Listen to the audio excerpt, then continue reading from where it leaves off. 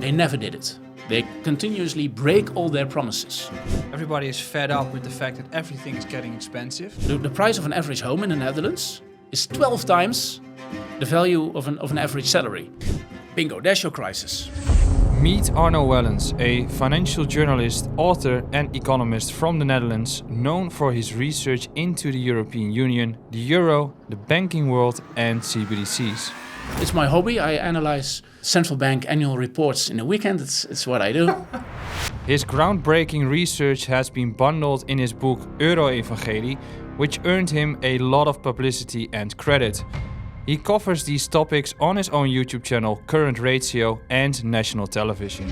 I've never seen such a terrible city. Homeless people everywhere, robberies taking place. Insane. This is a separation. And why can you not see it? Yeah, but then they would bankrupt themselves. Exactly. What would be your advice to anyone? Well, think of it as this. Arno, we are living in a space where interest rates are super high. We've had the heaviest... High. Yeah, relatively high. If you compare it to 1980s, then it's not high, but... I disagree with you. Even before we finished your sentence. I've got one question, because we had a vertical steep inflation. And we've had the Fed just raising rates in 2022 on a monthly basis. That in itself has been a substantial shock for the economy. Yes. But there's no result out of it. It's just like economy just moves on. It's a miracle. Property markets are going up. Everything is just fine. What's happening? Frankly, it is a miracle. And under normal circumstances, you would have seen a recession. Yes. Simply because those yields, those interest rates mean that it will become more difficult for you to obtain a loan if you're a business. Investments go down and then you end up in a recession. And it has happened before, 2008. Mm-hmm. Early 80s recession was very severe. And the interest rate shock that we've seen recently, it corresponds to those previous crises. So you would have expected some sort of recession. Yeah. Never happened, and honestly, it's a miracle. So, but I would like to say that the interest rates haven't really gone up yet. No, and they but in won't. percentage terms, they have been going vertical almost. Like we've just had the interest rates increase in Japan in August. That resulted in a substantial shock on the equity markets and crypto markets and everywhere. But when we do it in the US or in Europe in 2022, I can tell that you're an investor and I am, yes, not that's necessarily an analyst or a journalist or an economist or a politician maybe. Mm-hmm. Well, the thing is, if you're an investor and you're worried about interest rates hikes, let's say, for example, you've just bought a government bond from Italy, 1 billion, whatever, and the interest rate is 1%, and it matures in, let's say, 30 years. And then the interest rates go from 1 to 3%. Mm-hmm. Then you get a substantial hit. You might lose up to half of your investments, depending on the maturity, the date of maturity. So obviously, yes, the investment community is very afraid of those sudden interest rate shocks. Yeah. What I do, the way I look at it, is from a different perspective. That's why we look at the same data, and you have a different. You're experiencing it differently. What I would say is I follow the so-called Taylor rule. That's not me to do it. Let's explain that. Taylor rule. It isn't that hard. Thing is this: if your economy is facing a recession, you would expect your central bank to stimulate with lower interest rates, and you can compare that to pressing the gas in a car. On the other hand, if you're experiencing inflation, you should use the brake, which is an increase in the interest rate, and that will slow down the effective demand in the economy relative to output, and as a result, inflation will drop because it will become more difficult for you to obtain a loan. So spending will decrease. Excuse me. And also, if you have a bubble on your housing markets, well, it will become less. It will become more difficult to obtain a loan, so the housing prices will also go down. Shoot, go down. However, should go down. However, in the Netherlands, there's such an excessive lack of housing. Let's leave that for now. But basically, that's what a central bank should do. To what extent? What should be the size of your intervention? Well, if you want to increase the economy with lower interest rates, you should think about 5% less relative to what it is right now, which is problematic if your interest rate is already zero, because then you come into negative interest rate territory, and that's where you need CBDC. But that's we're going to talk about later. CBDCs in a little bit. I'm just wondering. But on the other hand, if you want to fight an inflation, and that's the work of Mr. Taylor, it's an American economist. He said if you want to fight inflation, let's say an inflation of 6%, you must take that inflation plus 2%, and that is the interest rate that you should apply to fight it. But so if your economy is unbalanced, yes, it happened. 15% interest rate as a reaction to 15% interest, yes, as a response to 15% inflation. Exactly. Yeah. So in the 1980s we've seen it, and right now we've seen going from like 0 to 5% in less than a year. Yes, but the inflation was much higher. Way higher. But which means that central banks are willing to accept a negative interest rate, negative real interest rates for ordinary people, for your savers. And that's what they're accepting. Negative interest rates, which means that they accept inflation. So in my book, I would say the interest rate is quite low because it should have gone up much higher. Yeah. But if you would have done that, and that's the reason why they don't do this, and that's also the whole reason behind this digital agenda, et cetera, is that if you would do this right now, rather than in the 80s, the Eurozone governments are so poor and are so indebted, and we're becoming old and grey, and our finances are a total mess, and there's also off-balance sheet items, etc. For example, look at the government budget of France or Italy, for example. These numbers are horrible, and if you're looking at unstable economies with way too much debt, if you would increase the interest rate to 15% at this point in time, look at Italy, for example, 3 trillion euros in debt. If they would have to refinance their whole debt at 15%, it doesn't go overnight, of course, they would lose up to 450 billion euro a year on interest alone if it takes long enough. So a central bank is not going to go even near that point. And it is very simple. If people find this difficult to understand, it is very simple. Think of it as this. I'm the central bank, and I see that there's inflation, and I should respond to the inflationary pressure on society. Because there's an old lady, and it may be somebody's grandmother, she has some savings, she doesn't like investing, Bitcoin, etc. She may be looking at your show, but she thinks, well, this is too difficult for me. She's losing money. If the real interest rate is minus 10%, and it has been minus 10% in 2022, if she loses, then she loses 1,000 euro every year.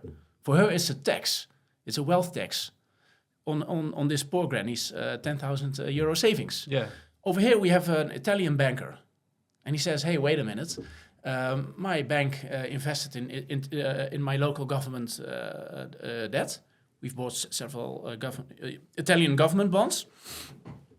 If you would increase the interest rate too much to save granny, my employer will go bankrupt. You can't help both. That's the problem. So you must make a choice. Who am I going to save? And they always choose the banker. Yeah. And in the 80s, they did make a different decision because banks were much healthier at that point in time. The whole financial system was way healthier. Yeah, I mean, if you look at 2008 and the current debt to GDP ratios, I think most of the European countries have a higher debt to GDP ratio than back in 2008. Yes. But there doesn't seem to be a problem at this stage. As long as you keep the interest rates low, relatively low. So you're looking at 2%, 3%.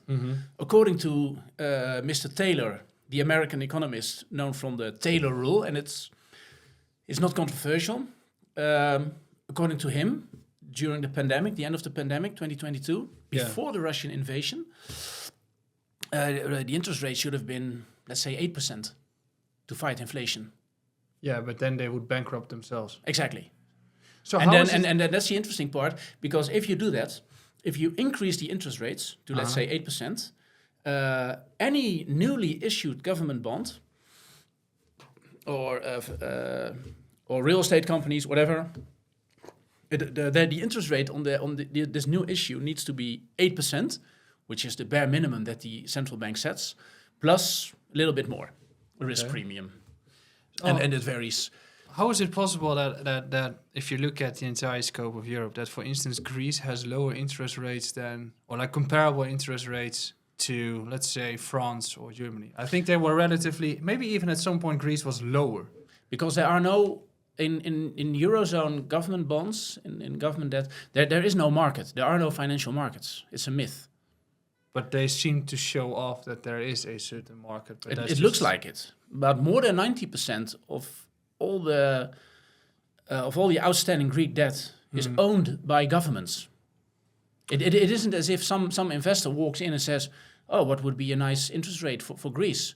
They know, any investor that is buying this last few pieces of Greek debt that you even can buy, they know that if something bad happens, either the European Stability Mechanism or the European Central Bank will step in, and they will buy your debt because they've done it before. Yeah. And if you have a product, and in any other market it would be so obvious, if you have a product, let's say we're going to launch a new bicycle model together.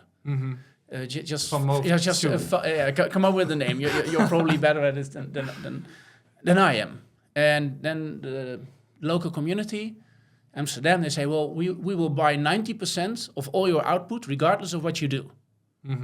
Then we can set a certain price, and then people will look at that price and say, hey, that's interesting. They're doing well on the market. No, it's not a market.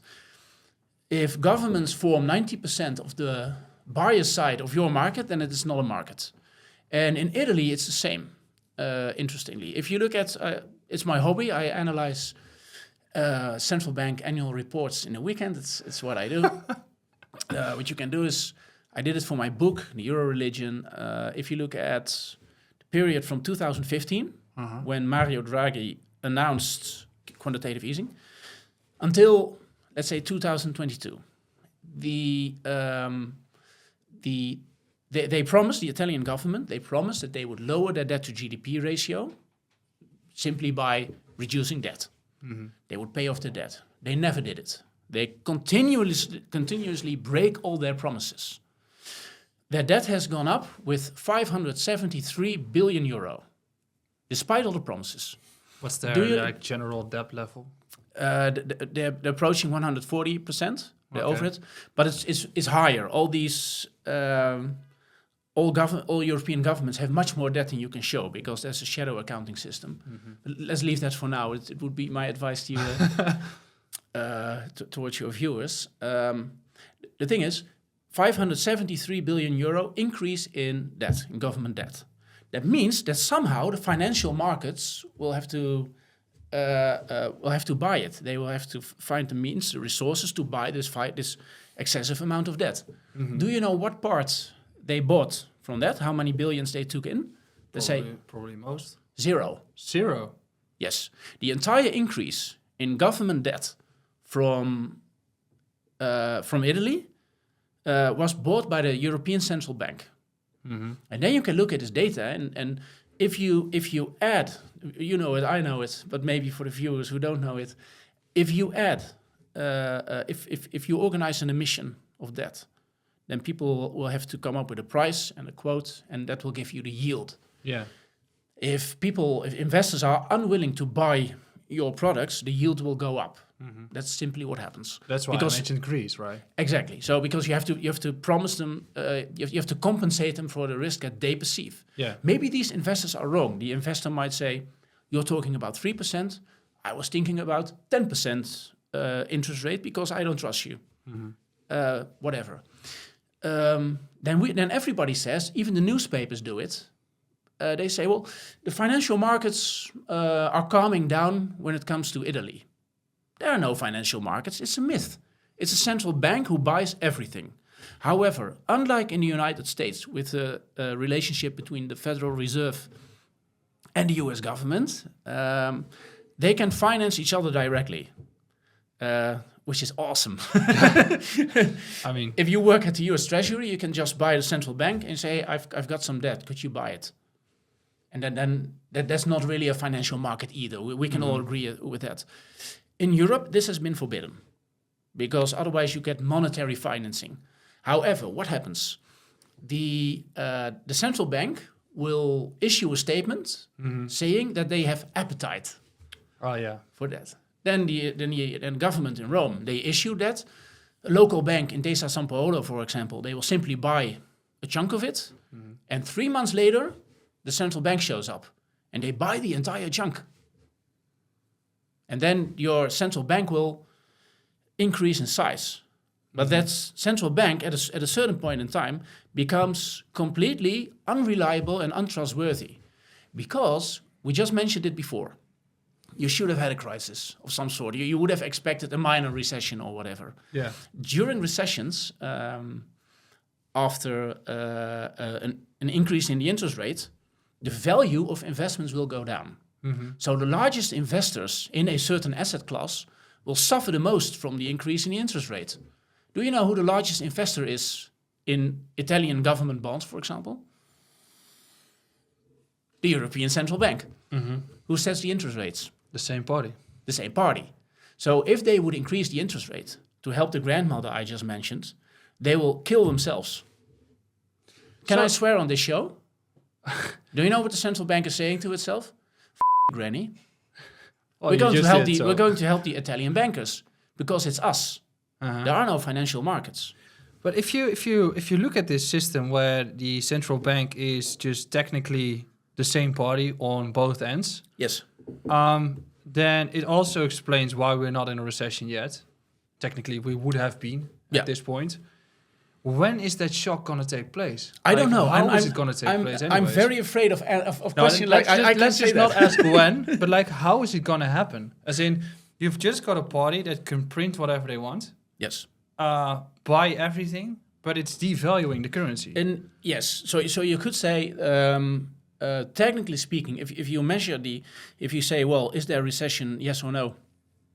Probably there is one already, but the interesting part is if you're a central bank and you create money out of thin air like this, and in doing so, you can help governments increase their spending, even on ridiculous stuff, like with the so-called Corona Fund. If you look where it's going, it's completely ridiculous. But it's government spending. Statistically, it will make your GDP grow. But it's not really growing. No, but technically speaking, it's the same as like printing money and saying that there is economic growth. Yes, you can borrow money, ask somebody to dig a hole. Somebody else needs to fill it. And then you add both activities to your economy, and you're accepting the debt because, otherwise your debt to GDP ratio would have deteriorated massively. If you do it like this, statistically speaking, you're doing fine, but you're obviously wasting money. But statistically speaking, we're not really in a recession of the kind that you would have expected after the interest rate hike that you thought was high. Yes. Yeah. So I mean, it depends on which reference point you have, right? Like, I mean, global society is not really getting better at this stage. There's a lot of there are a lot of fights and demonstrants, and everybody is fed up with the fact that everything is getting expensive. Bingo. There's your crisis. That's taking place, but that's different than, we've got a negative GDP 2 quarters in a row, and now we are in a technical recession, right? So somebody, I had a visitor one of these days, and he said something remarkable. He mentioned a quote by Christine Lagarde, the president of the European Central Bank, and she said that, if people have a nominal salary, they would rather see it being eaten by inflation than seeing the nominal amount decrease, which is technically the same. And at that point when he mentioned it, another friend came by who had a little bit increase in salary, And I know that his net salary increased to just over €3,000, and he was happy. He wanted to sort of celebrate it. Yeah. So I asked him this. I said, "Are you happy because you've worked for several years and now your salary has gone up? Is it some sort of a milestone that you, rather than 2, yada yada, you can see 3, the number 3 on your bank account every month? Buy less with that amount of money. Exactly. But have you seen inflation? And I don't want to hear it. It's so but it's the same. So Yeah. in nominal terms, you're doing fine. But in real terms, and you have to look at real interest rates and real income, you're not doing fine. And here's the pitfall. Here's the danger in thinking. If you think like this, if you accept inflation, and even if you accept some sort of statistical manipulation to make it look better than it is, there's actually I don't know how to pronounce his name in English. It would probably be Lex Hoogduin. Let's not go there. In Dutch, we would say Lex Hoogduin. Yes. He was asked by Parliament. They do that sometimes. They have hearings. They did it with me. They invited me 3 times. God knows why. Anyway, they invited him to talk about inflation. And he says there's a fallacy, there's a pitfall, there's a problem with the way that we think about inflation. And it's quite horrible if you think about it. Let's see what he says. Only a few hundred people actually saw it, but he nailed it. What he says was this. If you measure inflation, you can, at a certain point in time, maybe see that inflation is growing out of hand. It's becoming a problem. Inflation is so high that your real income is being damaged year on year. Yeah. Then the central bank might say, okay, this is the moment to intervene. The interest rate must go up. However, the central bank knows, this is what I'm adding to it, sorry Lex, but this is what I'm adding. The central bank knows that if they increase the interest rate, they will shoot themselves in the foot. So they will find ways, they will think of rhetoric, statistical manipulations if you need to downplay the problem. So they may look at inflation. People are complaining that their groceries are becoming too expensive. And the central banker might say, is it really that bad? Are people really that poor? If you manipulate your statistics a little bit, you can downplay the problem and justify a lack of intervention. But if you do that, inflation will hurt people. And that's what's going on right now. Yeah. One of the things that people do, that central bankers do, is that they omit the effect of their policies on the housing market. They act as if it isn't there. I just recently met a couple. You do that all the time. You meet people, if you want to talk about finance or whatever, a lady and a gentleman, and they wanted to buy a house. Young couple, and they wanted to have children. My generation probably then. Yeah. Younger. Oh, even younger. We're not that different. What happened? They said, well, we have 2 salaries, average salaries, where you can't buy a house right now. I mean, the average, the price of an average home in the Netherlands is 12 times the value of an average salary. Median salary, yeah. Median salary. But if you go to a bank, they will say, well, we can give you 4 times, your mortgage may be 4 times your salary. Well, if your house is 12 times, so you need to be, you need to live in a family with 4 people, or become. Need to have rich parents. Exactly. Well, their parents could help them a little, could help them out a little. Let's say it was something like €100,000. They were looking at a certain house and they thought, well, we might actually be able to buy it. Bit problematic because that was all the parents had. Then it was still in a pandemic. Then the pandemic, society is closed, but central banks are creating money. In August of 2022, society is opening up. Sorry, 2021. Yes. Yeah. What's happening is you get a massive amount of inflation.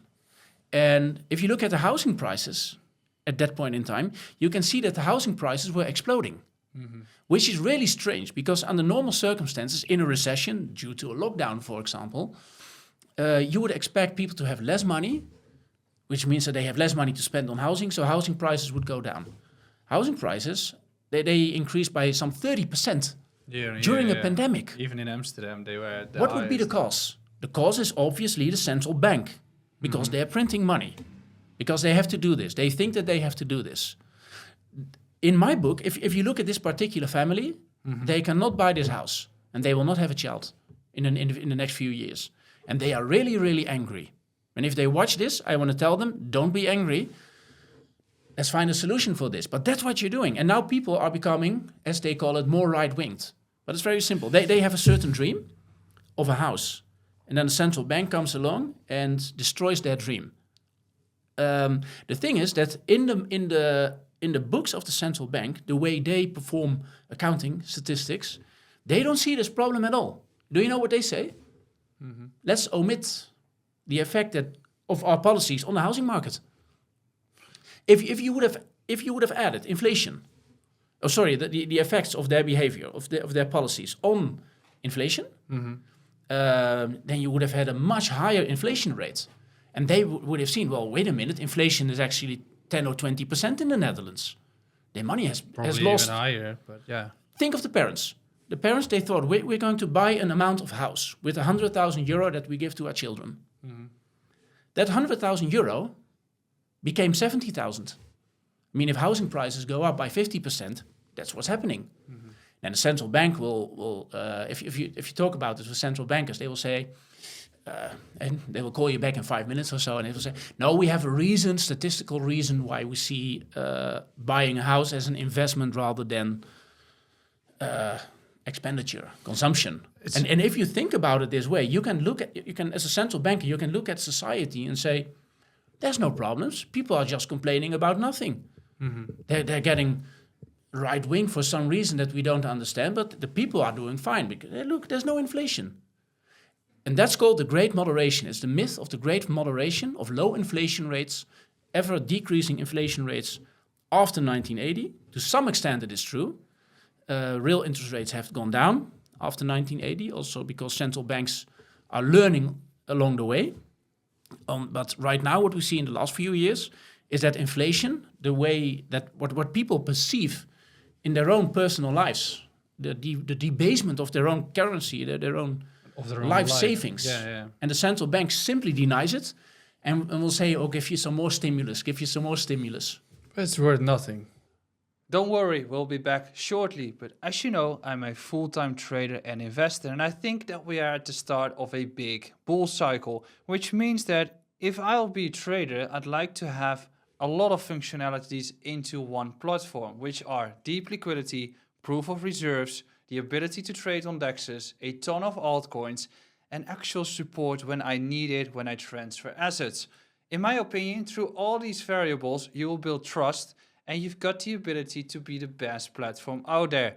That's why we have partnered with OKX, because we believe that OKX has everything. The good part is it's fully available in the Netherlands. So you can trade all those altcoins, you can go to DEXs, you can do it all in the Netherlands. And additionally to that, we've got a slight promo, which means that if you're going to deposit 100 euros and hold it for 7 days, you're getting 20 euros in deposit bonus and an additional 20 euros in Bitcoin. And this can run up to 270 euros of free money. On top of that, OKX has lowered their trading fees to ensure a smooth experience. On Bitvavo, the maker fee is 0.15% and taker fee 0.25%. With OKX, you will get a maker fee of 0.08% and taker fee of 0.10%. In that way, you will get a strong deposit bonus and you will get lower fees. Go to okx.com/join/newerafinance and sign up your account there. It takes 1 minute. The KYC is super smooth. So go to us, okx.com/join/newerafinance. And the good part is, if you don't like it, you can just take your money away to your old exchange. Let's go back to the conversation. I mean, in the last show, I actually mentioned this to Bart as well. 75% of my generation is not able to purchase a property without funds from their parents. Yes. Well, here's your crisis. Yeah. And but by the way, you're making it look like we're so different. Like I could be your grandfather.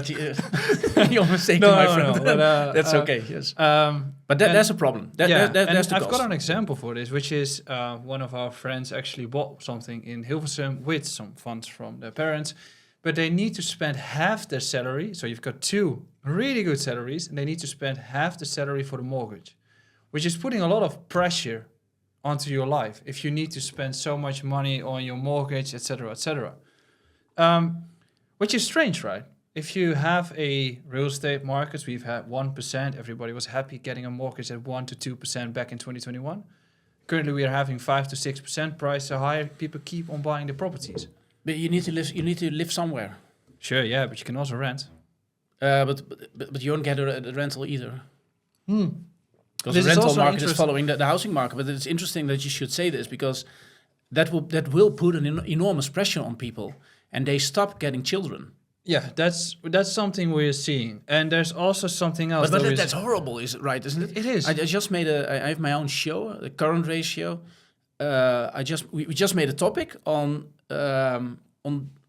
birth figures in Germany. Probably went down like Japan did, right? 8% per year. If you would have, not hypothetically, I support a wildlife trust in Thailand. I just went there on holiday a number of years ago. They have orphaned animals like a orangutan and a clouded leopard, neophilis. Look it up, beautiful animal, and elephants. And they have all these Is there numbers. already a meme created out of this? Or? We should do this. This is if some of your viewers might create a new meme. They say, well, how are the elephants doing? If the birth of newborn elephants in a certain year, if it drops by 8%, it will be on the news. I mean, in the second year in a row, it persists. It will be on the news. The problem is that if you do this with white Germans, nobody, nobody cares. Yeah. But the number of German newborn babies 2 years ago, it was 600,000. Right now it is 500,000. It's declining. That is a 16% drop, 8% per year. 8% per year decrease in newborn babies. So if you have 12 German ladies and you say, hey, would you like to have the children at some point in time? Ja, das möchte ich gerne, ja. And then every year that you come back to one of these 12 ladies, every year you come back to the same place every year, one of them drops out, says, no, I changed my mind. I don't want it. No, möchte ich nicht mehr. Now, after a while, all the Germans are gone. And that will have a tremendous effect on your economy, on other things as well. But this is you want to talk about finance. Yeah. So If under these circumstances, if you're a government, you're looking at these figures, and you're saying, well, let's pile up some more debt. yeah, let's go. Yeah. Now we're turning it into a German show, but I would say, das ist ja wirklich verrückt, ja. But think of it. You're actually hurting your next generation, and in the process, you pass them on some more debt. Yes, and what do? They get very angry. Or they leave. They leave, or they become, or they blaming those that cook differently, as I call them. Yes, but I mean, what we see currently, especially in my generation, is that a lot of people are getting remote jobs. That's something we also created out of the COVID crisis. Living in Thailand, for instance. And they I was just on holiday. I still haven't managed to... no, but I'm too old for that, unlike your generation. No, well, I've been in Thailand 2 months ago as well. Wonderful. But okay. The point is that a lot of people from my generation have decided to move to Portugal, Dubai, wherever they want to go. Yeah, I've seen a lot of those people in our generation, absolutely. Yeah. No, just kidding. Yes, it is, but that's horrible, isn't it? And those people, they will send you the beautiful pictures. They do. Look at the now beautiful the beasts. government said, well, sure, if you want to leave, that's fine. But we're going to tax you. Yes, and that exit tax is actually terrible. Yes. I don't know, maybe you know the proposed rule, but It's left and right is failing. Is it? Yes, so France has put up one proposal and they didn't make it. In the Netherlands, there's one for like 5 years after you left the country that you still need to pay up your government, or you need to pay up your bills to the old government that you're living in.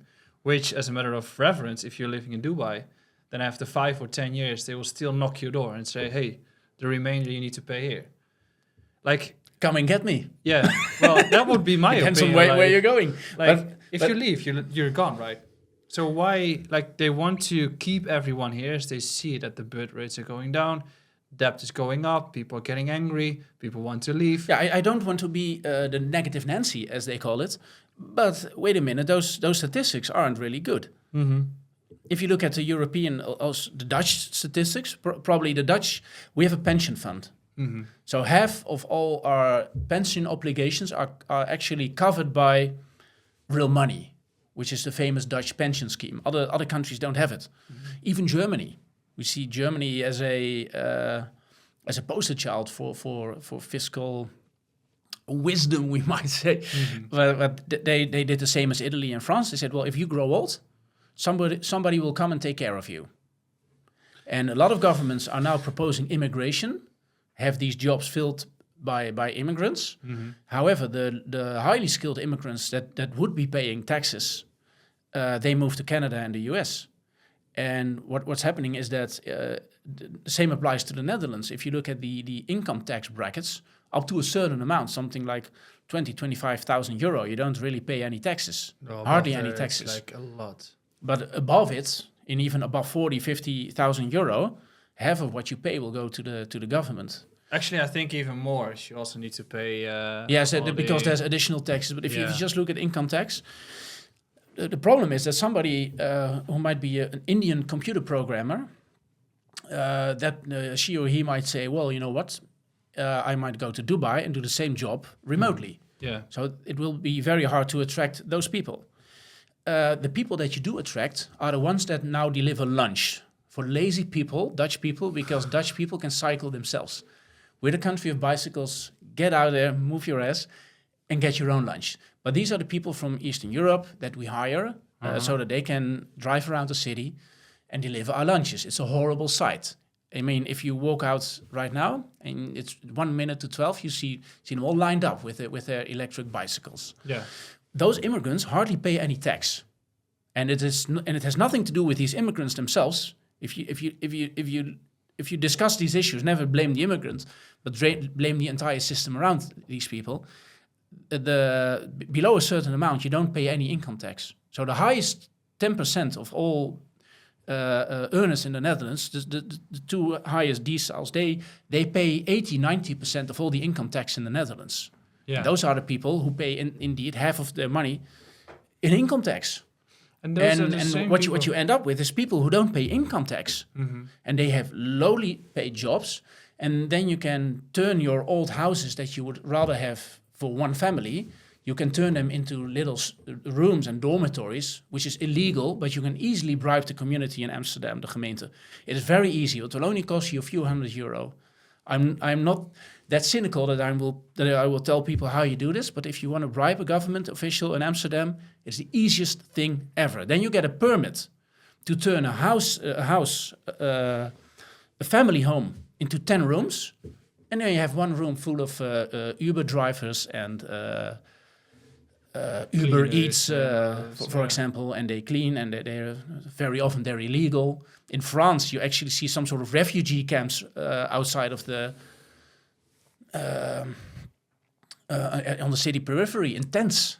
It looks like Cape Town where we were together. Yeah, and that's where you go, and you want those people to fill your jobs. Then you have to accept as an economy, if that's your economic model, if that's the kind of immigration that you want, then you must accept that the average standard of living for a working class family, let's say a nurse or a teacher, respectable jobs, those will become people that live in student dormitories. So in the 90s in the Netherlands, the average salary was 1/4 of your average house. I know people in the village that I'm from, construction workers, for example. They work very hard for 6 years, 5-6 years, and they could simply buy a home with their savings if you keep on living with your parents. Well, not anymore. The same people that are nurses, for example, they can never get a home. Mm-hmm. If you're in a hospital, if you get an accident and you have a 40-year-old nurse, very experienced person, they often live in student dormitories, or soldiers, or sergeant majors in the army. If you see how they live, and in the 90s it was 4 times. So you could go to a bank, you would be a teacher, you say, can I buy a house, one family house? You can buy it on one salary, you can meet somebody and start a family. Oh, back in the day you had the wife just being at home and the man... Yeah, back in the day. Are you that old? No, I'm not that old, no. Well, but the thing is, people often criticize me. They say, well, so you want to keep your established gender roles. I mean, what's wrong with the problem if the woman works and the husband should stay home? I don't care. I don't really care. I would sign for it. Yeah. Well, I would immediately accept it. The problem is, if mommy starts to work to the same level that daddy works, and their house shrinks to half the size, aren't they getting poorer at an alarming rate? now we accept it. Mommy started working for nothing. Yeah. Yeah, for the daycare, probably. Yes, that's why she stays home. Yeah. So it just pops up in my mind, but we are going to talk about CBDCs in a little bit. Yes, but- because it's all related. Yeah, that's why.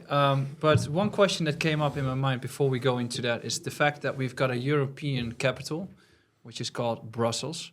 And when I think about capitals, it's just that needs to be the most beautiful city of the entire Europe. But I thought I was the cynical one. no. I mean, I went to Brussels in July for a crypto conference. I've never seen such a terrible city with like homeless people everywhere, robberies taking place, insane. Like, I thought this Bitcoin people were doing well. So I They don't know are, where but you like, had I your mean, little conference. they are, but we had to go to Brussels as there's something like the Olympic Games was taking place in Paris. But actually, Paris is also getting worse. This is your schism. This is a separation, and why can you not see it? One half of the population is above the threshold of either being able to buy a house or having already bought one. Yeah. Their situation on paper will improve, because if you print more money, their assets will increase in value. The others are suffering. Yeah, they lose the game. Exactly. But your statisticians and your economists and your politicians who have studied economics or mathematics or whatever, they usually are our age, at least, and they work for governments and central banks, and they say, well, if we use this statistical trick, we say, well, inflation isn't that high. These people shouldn't worry. They shouldn't complain. They're probably extreme right. It's misinformation, probably from Russia. No, these people are suffering. Can you not tell? And I It's think in your that face. If it's you in your walk. face, and at a certain point in time, it becomes dangerous. Can I maybe tell you a little story? Sure. And I will show you a picture with it. Sure. I just after the COVID crisis, I went to France with my wife at first available moment. There was this. First we went to Cape Town, but after that. Yes. During the COVID crisis, we went to Cape Town, and we all. Yes, it was for the viewers who don't know why you're laughing. I'll just explain them shortly. At home, there was a wife being very sick. Even there was a child having scary dreams. Everybody was stinking, sweaty, and even the cat had diarrhea. And I wanted to go with you guys to Cape Town, so I asked for a COVID test. And I was feverish myself, and the test said negative. Yeah. What? Anyway, I went. That's where we met. We met in Cape Town, but I nearly missed it. It's not true. I have actually met you in I met each other before. 2018. Yeah, Yes. at the ABN AMRO, where you were just like saying all bad stuff about banks while Well, standing in the bank. Well, we were discussing precisely this: that all the money that central banks add through their magic, it doesn't really stimulate the economy, but it causes an asset bubble. Yeah, It's exactly. Thank you for reminding me of this. It was in English, and it's Bitcoin Wednesday. Arno Wellens. You can easily look it up. That's Thank correct. you for, yes. 2018. That was I think precisely- the bank is gone now, but they are completely renovating the Yes, they're entire renovating place. it. Otherwise, we should Probably have done it we there. should go back. Well, anyway, the interesting part is I went to Paris, and you can go by car or by train. And I promised I will not be working or doing anything nearly remotely connected to work, because we're on a little holiday. Mm-hmm. What happens is this. I got stopped at the periphery. And there are people living in tents, literally on the highway. Yeah. And there was a man he wanted to clean my window.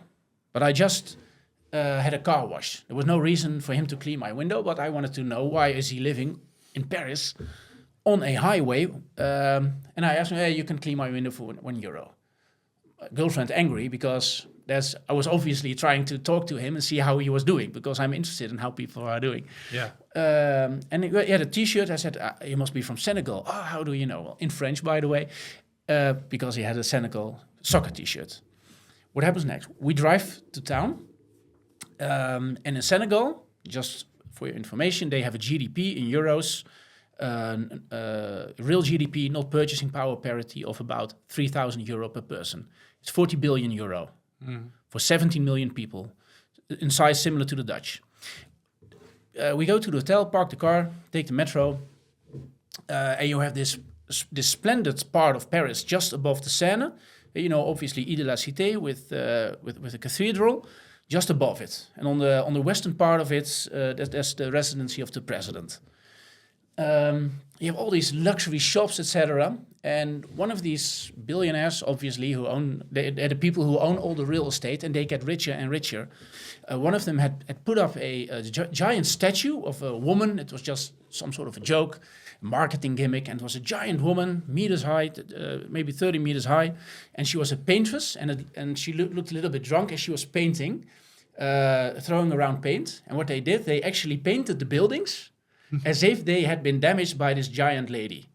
And it was really funny. At that point in time, I thought, who would actually do this? Who has the amount of money to start a marketing gimmick like this and abuse your own piece of real estate? When my girlfriend went to the bathroom, I had figured it out. What happens is that the owner of that building is Bernard Arnault, and he's the richest man in Europe. Yeah. Do you know what his annual salary, including wealth gains, is in 2022? I have actually no clue. 100 billion. That's insane. That's insane. And I don't want to be jealous. Jealousy is never a good emotion.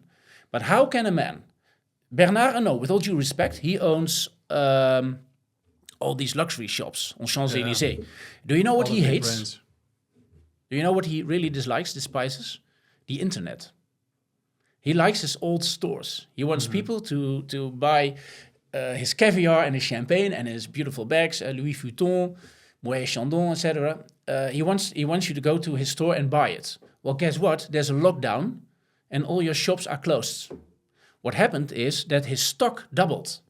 So his company is showing terrible results because his company is listed. At that point in time, the European Central Bank started creating so much money, so much liquidity, that it could not be absorbed by Bitcoin anymore, for example. Yeah. Bitcoin has a market capitalization of about 2 trillion. Yeah. If all these central banks in the world, if they start flooding the market with money, there's not enough gold, not enough Bitcoin, real estate to saturate the demand.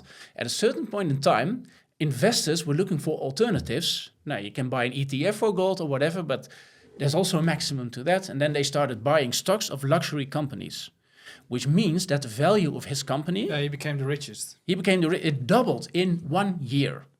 That means that from where this gentleman can be found, 3 kilometers from his position, because I measured the distance, 3 kilometers, there's somebody living on the highway who earns 1/40 millionth as much as the richest person 3 kilometers away. Let me rephrase that the other way around. There's a homeless person from Senegal earning €3,000, because that's their reference, €3,000 a year. Few miles away, there's somebody who has a 40 million times higher salary. 3 kilometers. At some point in time, and I hate to say this will cause friction. That's what you see in society nowadays, right? That's it. I think It's a good one because And if you go to Paris, obviously everybody will go to the to the nice but bar. even Go like- bankrupt on cappuccino. I mean, yeah, well, technically yes, but in Paris you've seen those homeless people for quite some time. Yeah. Brussels is getting terrible. And now, actually, I was talking to my girlfriend the other day when we were driving around in Amsterdam. They start to show up at the highway in Amsterdam as well, cleaning your windows or begging for money. And it's just showing how bad we are as a society in general. Yes. But it's also what you see in the way we vote, Yes. I would say, right? all these right-winged Whatever right means. But unpleasant people, as your more elitist people would call them, they are the ones who are suffering. The interesting part is also in the United States, there's been a study by the Democrats themselves, and they said, well, how can it be that people don't vote for us? well, actually, yes. I mean, And there they are said, some and reports if you- already. yes, because obviously Donald Trump is a racist, so all black people would have to vote for us. What happens is that they asked all the black people who didn't vote for the Democrats but who voted for Trump, they said, what is your number one concern? They said, don't talk about identity politics, inflation. Yeah, finance. We have problems doing our groceries. Why don't you listen to us? Mm-hmm. It is that simple, but you can see it all around you. And there's really a certain cutoff point, because let's say that you earn a little bit more than your average salary. Let's say it's 7%.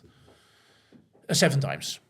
And at a certain point in time in history, it's 1996, you could, theoretically speaking, have a middle-class job. The median income in the Netherlands, it was 90,000 euro back then. And it could grow a little, but housing prices are growing faster. Let's say that you earn so much that you can absorb some of this shock of the increase in the housing prices. At a certain point in time, you notice that houses will become unaffordable for you. Because if housing prices go up at a certain point in time, they will have reached 7 times the average salary, and then 8, 9, 10, 12, and then it becomes unaffordable for you. Everybody who is born at a certain point in time and gets a regular middle-income job will simply not get a house. Mm-hmm. And I don't understand how people who are well off don't see the danger of this. Because you can, I don't know about you, but when I was in school, I was a little bit of a rascal. I started damaging stuff, fighting or whatever, not too bad, not really, but everybody has this little moment in life. Uh-huh. And especially men, because men they're basically dumber, but we're physically better. So we show off doing little criminal stuff. Every man has had this period. If you prolong it for too much, you become a criminal. And in the end, if you don't get corrected in time, you might become a terrible criminal. We have some of them. We won't need to name them right now. You could. But what's happening, what they said to me in school, or the police, I once broke something in our village and the police came. And they give you a social task. You need to clean up the whole village or the Or you central need to paint square. some stuff. Exactly. Yeah. And then you need to come back to the police and say, do you understand that this was actually a punishment, that you shouldn't be doing this? Yes, officer. Yes, absolutely. But you must also mean it. And what they do after that, and I love it, that's what the Dutch police does. They will talk to you in a way that appeals to you. They say, because if you stop doing this stupidity of yours, and you finish your school, you get a decent job, and you fall in love, Good old you could story, actually get a house. Mm-hmm. Isn't it wonderful? Isn't that what you want? Do you want to end up on the streets or in jail? Or do you want to have a nice little family with your beautiful girlfriend? It's like Well, you've got officer. those pillars, right? What you Yes. need to have. And Maslow, yes, the exactly. Maslow pyramid. I think you were the first And time then it I started heard about indeed, you and talked about it. yeah. We've been talking a lot. Yeah, well, I mean, they're taking away every step of that pillar. If you and take that away, yes. then people start to riot. And I'm quite surprised that still so many people accept the current circumstances. Like, why are we not choosing something else? Well, in the Netherlands, we have a party called 50 plus, as in the age group. They are gone right now out of the... At least, exactly. That may be good news, but there's no party for -0, meaning people who are still sperm and eggs and have to be born, but do have an interest in which they cannot vote. or something like that. It would be very hard to have a party named like that. What happens is that a dying society will never correct itself, because if you think that you should, so the people who are well off, especially if they have 2 homes, then you're very well off, because you get the increase in value on two objects, to separate investments.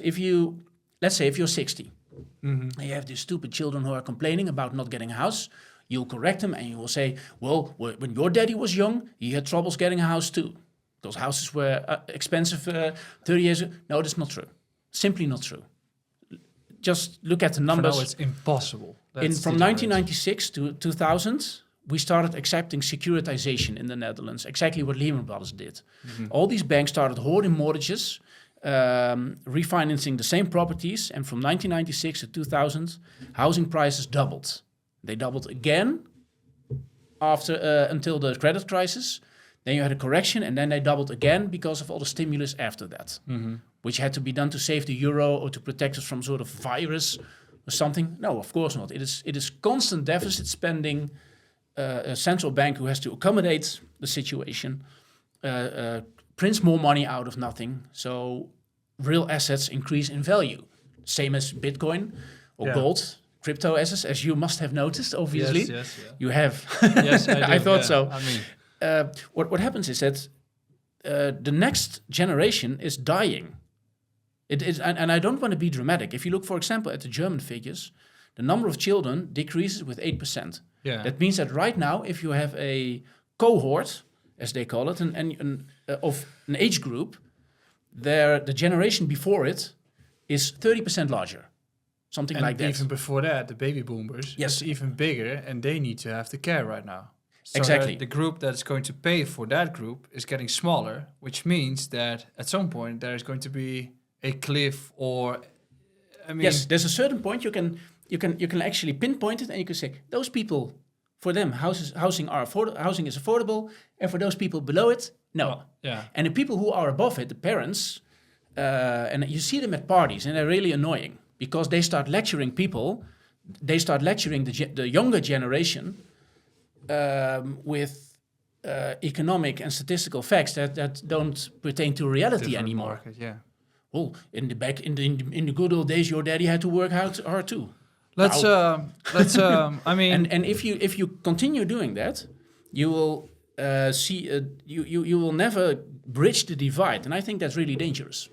well, I mean, Europe, at least the ECB or the European government, has a tremendous solution for this to make our lives better.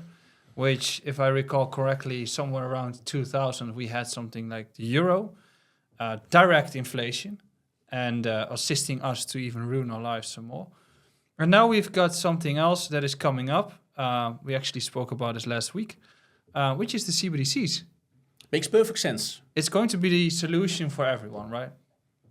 Well, it is a solution, At least for the bankers. for the central bankers. Yeah. Yes, But not for us. necessarily for your private banks. No, but it will be a solution for the central bank So Yes. tell me, like, at the cost of democracy. yeah. So with the CBDCs, there's going to be an attack on your privacy at first, then secondly, an attack on your flexibility, freedom, and all those things. But what's the current status when it comes to the CBDCs in Europe? It's being talked about for years now already, but we don't have it yet. We've got people advocating for a digital euro, and we've got people against it. What's the status currently? At this moment, theoretically speaking, it could still be cancelled, but I don't think that will happen because we had a pandemic. The pandemic opened up the way for CBDC. And one aspect that people should understand, it's up to you to decide whether or not we should elaborate on it a little bit more or not, is that there's basically two kinds of CBDC, central bank digital currency. And you should see it as a means of payment. Not so much saving, but maybe we get to that later. It is one form of money, and money is something that you can use to pay. Yeah. What the central banks has said, the European Central Bank in their report on a digital euro, but there's actually literally thousands of economic technological papers, so scientific material,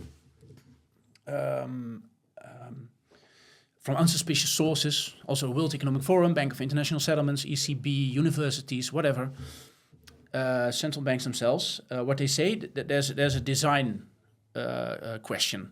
You must make, if you want to start with CBDC, you must have a clear view in mind of what it's going to look like. And there are two options. And one of them is I already have it in my pocket. Yes, and I can show it to you. You will be surprised at how technologically advanced it looks. It's actually this. This is a card. Maybe tourists who have been to Amsterdam know it. Note that I have two. Going to put up a little show for you. You can charge your card, and there's actually money on this one. There's some 20 euro on it, and I could use this to go to take the tram. You can go to your mistress. You can do some hideous stuff. Maybe as a journalist, I want to talk to my source without leaving a physical trail, a digital trail of where I was going before we had the meeting, etc. This still gives me privacy because I put some money on it. And I can. And it's up to you to decide whatever you want to do with it. Exactly, but now it's also a store of value, and they call it token-based central bank digital currency. Token-based because there is a token that actually carries this value.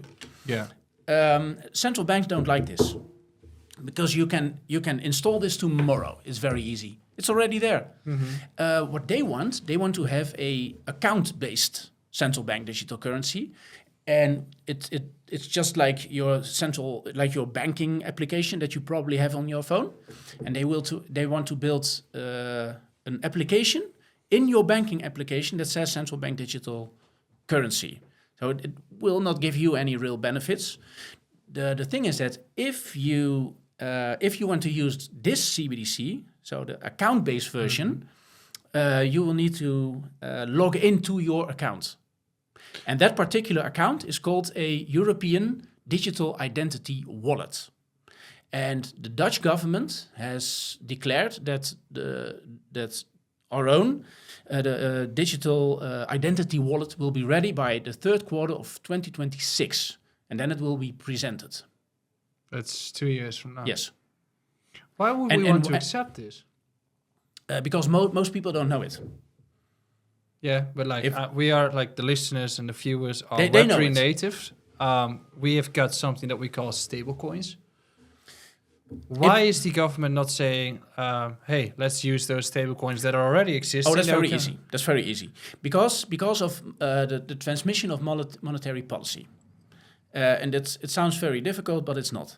As we mentioned in the beginning of our conversation, it just looks like we've organized this, but this we haven't. This just happens. Once again, you have all these governments with massive amounts of debt. Central banks are stupid enough to buy these amounts of debt, thereby worsening the situation because governments know that if they cause a credit crisis with a irresponsible behavior, the central bank will suffer. So the central bank will always bail them out, but they get more debt. Look at what Italy is doing. Because the central bank is piling up debt itself, they can never really raise the interest rate. Because if you raise the interest rate, existing investments will lose their value. They are the largest investor. Hence, there are no real financial markets. It's not true. So they will always accept a negative real interest rate. And you can it's very simple to check this. If you don't believe it, you can look at what inflation is in the Netherlands, and you can see what the interest rate is. And somewhere from 2015-16, we saw that the inflation was growing beyond 2%.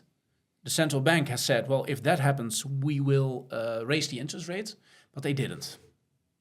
Why not? Because if you raise the interest rate in a high debt environment, you will actually damage the central bank. So central banks, they will always keep the interest rate lower, lower, lower, as low as they can, even to the point when it becomes irresponsible. Look at the Dutch housing market, for example. Now, what all economists probably agree on, and there's papers from, let's say, the IMF, they foresaw a recession in 2020. Yeah. And it is not as if they knew that some virus would escape or whatever. I don't know anything about viruses, but it's a very normal question. You can just Google it. It's a study by the IMF, and they said, how low can you go? Which means interest rates. If you have two pedals, you can raise the interest rates or you can lower it, but you never allow yourself to raise it, because you know what happens. You only lower it at a certain point in time. You'll reach the zero level, the zero lower bound. If suddenly you have a new recession, you will need to decrease the interest rate by 5%. That's historically what happened. Look at 2008. Look at probably next recession again. Exactly. Yeah. That's what the IMF says, and they say, well, wait a minute. If the interest rate is already zero or close to zero, and you decrease it with 4%, you end up in negative interest rate territory, and that's when water becomes ice, if you want to look for That's what we call very a zero cheesy... lower bound. Yes. Yeah. Because if you do that, a number of things will happen. Benoît Cœuré was one of the ECB administrators, and he had a speech at that point in time. It was in Chicago, I believe, Chicago School of Management. And he says, well, this is problematic. 2012, he said it. He says, wait a minute. We've just seen a credit crisis. Bankers take unacceptable risk in real estate speculation with our money that we create. If we accept a negative interest rate, the same people will actually get free money from doing more speculative stuff. Yeah. So we promote irresponsible behavior after we had to clean up the mess as a result of this irresponsible behavior. That is one reason not to accept negative interest rates. If you go to a bank and do something stupid, you get a subsidy from the government. That's insane if you think about it. Yeah. Interest rates can't be below zero. Also, what people do is they can hoard cash. Because if the central bank, and this is the part what they call monetary policy transmission. Monetary policy means that the central bank must be able to punish you for your frugal behavior, let's put it that way. Mm-hmm. If your savings are too high, and the economy is in a recession because we're becoming old and gray, the central bank could stimulate you to spend your money by lowering the interest rate. Yeah. So you're sitting on your couch, and your money is in the bank. Let's say if you have 100,000 euro in savings, you get 4%. You make 360 euro a month simply by having money on your bank. Well, if they remove that, there's an incentive to spend more. That's why the stock markets are going up and crypto is going up. Yeah. That's because they want you to spend. They don't want you to save your money. But you might say, wait a minute, I think it's clever to be saving some money. No, go spend it. The problem is if the interest rate goes below 0%, you will get taxed for having money in your bank account. What you could do is withdraw the money from your bank. Yeah. And the central bank is actually calculating and watching if you're doing this or not. And it is not a conspiracy or something. You can simply go to Google, look for the European Central Bank report on the digital euro of 2020. And they had a number of scenarios for why they should be wanting a central bank digital currency. One of the things that they said is, well, if you use CBDC rather than cash, you can't get infected by your banknotes from dangerous viruses or something. There was absolutely no scientific evidence. That was also mentioned after it. But they said, well, wait a minute, if you want to do it for security reasons, well, this might be a scenario. They also mentioned that these trucks that move around cash, they cause climate change, and that's why we're all going to die. Really? That sort of arguments. That's the quality of their arguments. They also say, well, maybe if a Eurozone country has a lot of foreign colonies that still uses their currency against their will, maybe they like it better in Africa, for example, if you have a digital version. Well, that only applies to France. We don't have any former colonies who still use our money against their will. It's a French problem. So you get to the point that you ask yourself, why are you doing this? What's in it for me? Then they say, at scenario number 4, they say, well, we have to remove cash to deal with a zero lower bound, which means that they saw in 2016 that you were moving into negative interest rate territory, the real interest rate. And at least certain banking institutions, they were willing to hold larger amounts of cash than usual. Because on cash, there's no interest rate. So if you have your cash and you don't want to bring it to the bank, well, you're missing out on a positive interest rate. Yeah. On the flip side, if there's negative interest rate, you don't get taxed. So theoretically speaking, and this is something that a lot of economists and researchers just talk about, if your interest rate is 0 or slightly below 0, and you will deduct another 5% points, there's at a certain moment in time, people will find it acceptable to withdraw their money. I mean, if your interest rate starts becoming minus 6% and you have 100,000 euro in savings, you will pay 6,000 euro every year because you were smart enough to save money. Well, then you might think about other options or stablecoin. And if you want CBDC to work in a fashion that helps eradicating the zero lower bound problem, you need to get rid of cash, but also stablecoin. Yeah, well, yeah. And here's a reason for the central bank to be doing this. So, but practically for you and me, no, because we can use we have cash and we have a few convenient apps. So yeah, I mean, we can still use the currencies, but if we've got a lot of stable coins currently, that needs to be compliant with MiCA, which is a European regulatory framework that is increasing adoption in Europe when it comes to crypto, not really increasing innovation. But I mean, if you're talking about the fact that they want to start a CBDC because if there is zero lower bound, then people are going to withdraw that and keep cash, toss cash, or invest into crypto, stable coins, DeFi protocols. Yes, and that's the end of the end of your lovely business. So they are in your. They're going after you as well. Well, I hope not me personally, but how are they going to attack that? Because that's a very interesting question. They are having, one sec. They have the regulation currently that is opening up the markets for everyone to invest into crypto. And then they have been trying to get to exchanges, to stablecoins. Tether has been attacked. Every market makers, every sort has been attacked. But it's still like existing next to the CBDCs IDs. Yes, but at this moment in time, the negative interest rate isn't that excessive. No.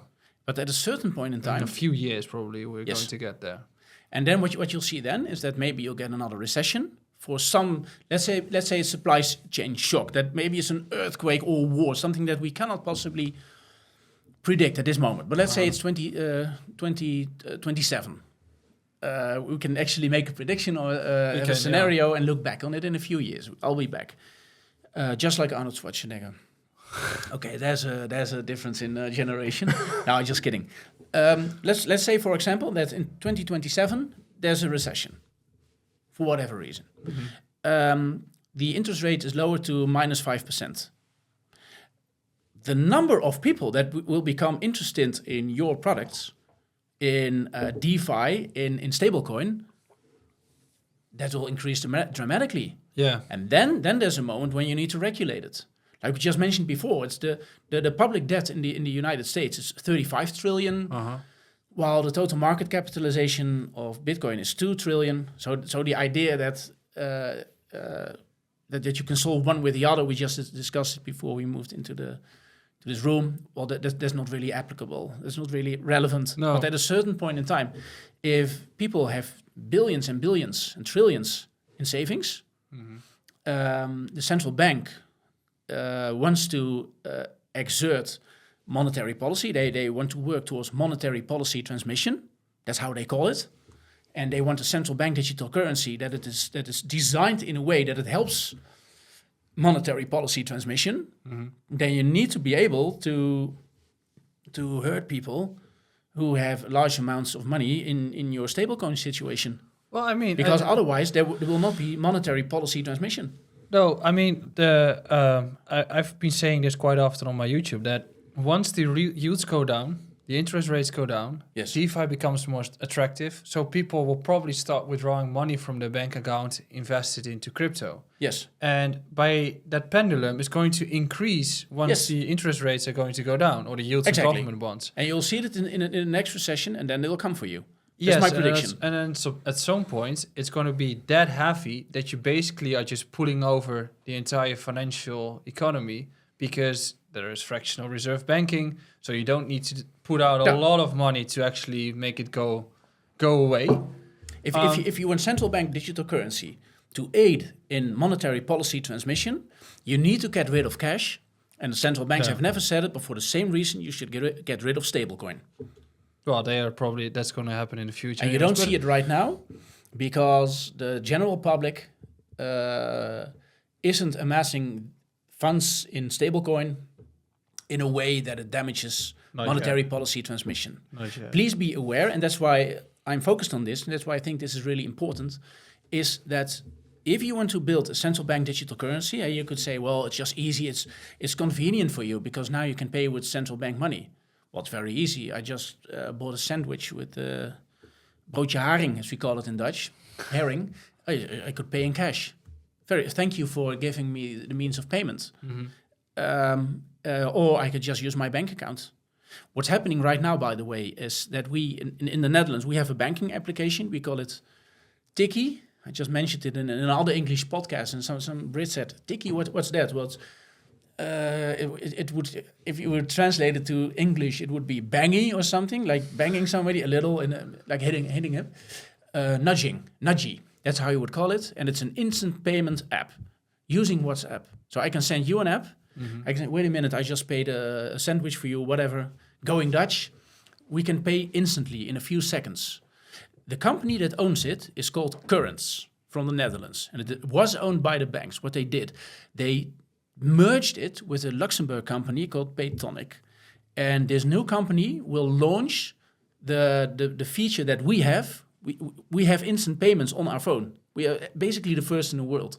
We have this very innovative digital payment system. We don't need central bank digital currency. No. These banks, what they will actually do is present this product that we have to the entire European public in 2025. So in Europe, you will have instant payments, single European payment area from 25 on. That means that central bank digital currency has absolutely no value for me. Because what happens, that's what the central bank said, is we want to have a zero interest rate on central bank digital currency, which means that from a monetary policy perspective, you could make the marginal lending facility for banks, let's say minus 5%.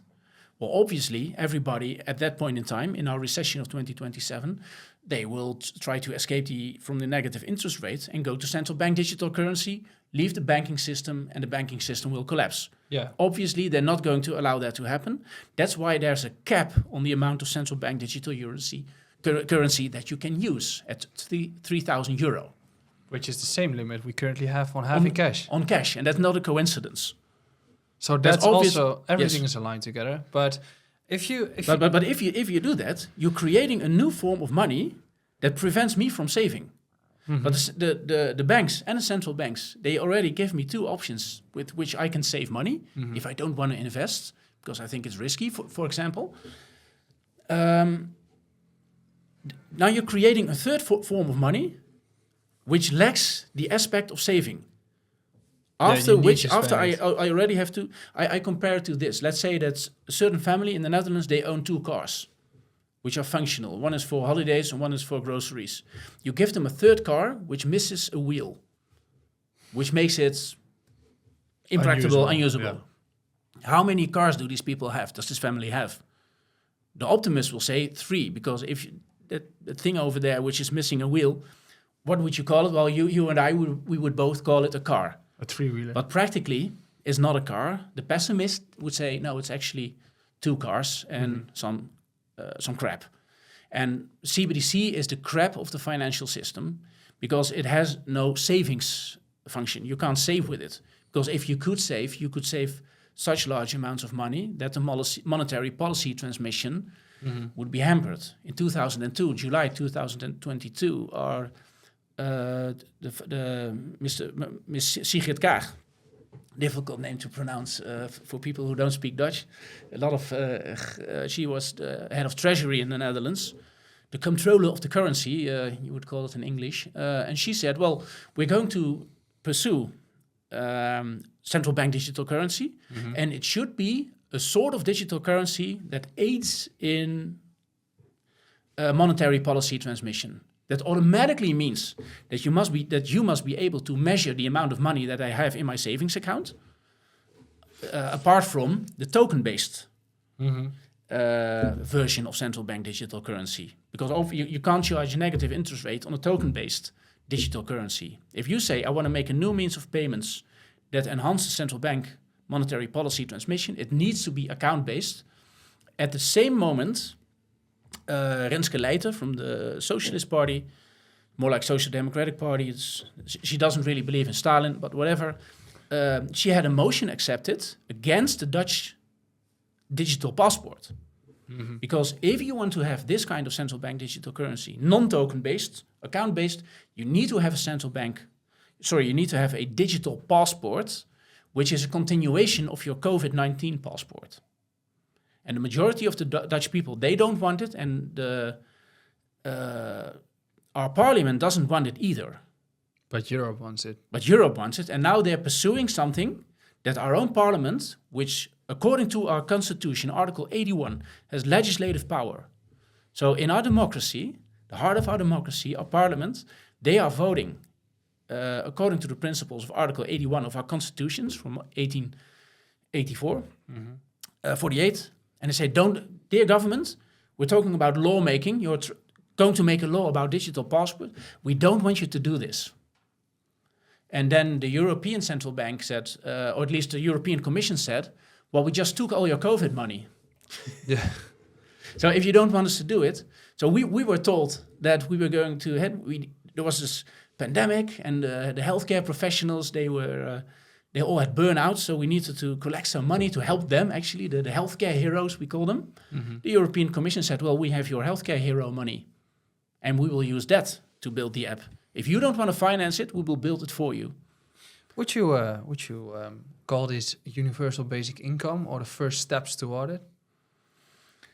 It's also a phrase that's often being used. That at some point it sounds so friendly. Universal basic income. Yeah, but it's not. I mean, no, because if you go, I call it a digital dictatorship. And the reason, this digital passport, if you're choosing the one that enhances monetary policy transmission, automatically you get all these undemocratic features. Let's call it that.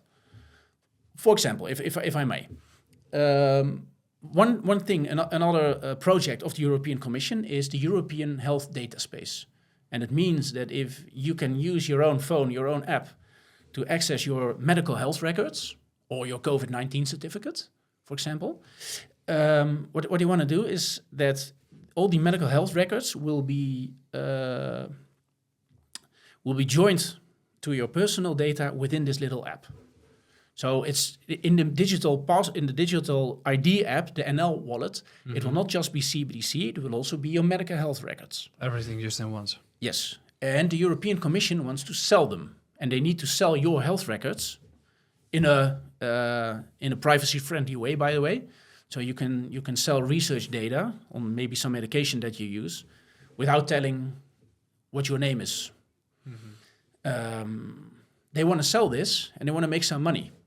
The problem is that they already incurred, they already sold the loans, which was the Corona Fund, to pay for the digital decade. And now they're hoping to repay these debts selling your medical data. What will happen if the overwhelming majority of the European population will say, I don't want you to sell my medical health records for this purpose? Bankruptcy. You can't do it. So what they did is they created a new law, and they said that if you don't want your health records to be sold because you don't think that health records are something to be sold commercially, you can be forced. And that's just theft. The government that did this, so the government that broke our constitution, and it was the government by Mark Rutte, the government that broke our constitution was founded on the promise that they would not do this.